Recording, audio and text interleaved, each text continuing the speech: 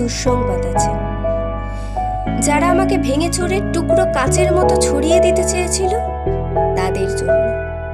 দুঃসংবাদটি তাদের জন্য যারা ভেবেছিল আমি হোঁচট খেয়ে পড়ে গেলে আর কখনো উঠে দাঁড়াতে পারবো না, মুখ থুবড়ে পড়ে থাকবো গা ঘিনঘিনে কাদায়।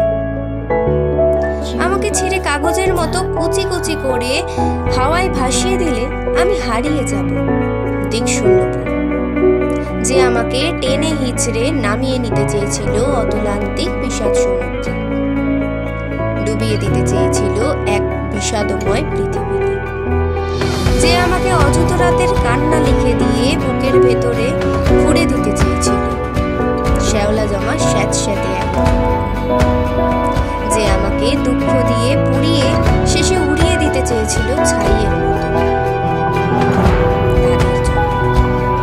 তাদের জন্য দুঃসংবাদ। আমি এখন পাখির মতো, আমায় ছিঁড়ে কুচি কুচি করে ভাসিয়ে দিলে এখন আমি ডানা মিলে আকাশ জুড়ে উঠতে যাই। কাটা যায় না, ভাঙা যায় না, আমি এখন জলের মতো।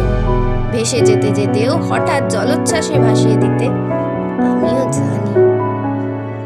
আমিও জানি ছড়িয়ে থাকা টুকরো কাচের শরীর থেকে দুফলা এক ছড়ি হতে। এই যে মানুষ দুঃখ দিতে দুঃখ ভীষণ, সেও জানুক আমি এখন হাসতে জানি। শ্যাওলা জমা পুকুর জুড়ে আমি এখন রোদের মতো ভাসতে জানি। প্রস্থানের গল্প লিখেও ইচ্ছে হলেই আবার ফিরে আসতে জানি।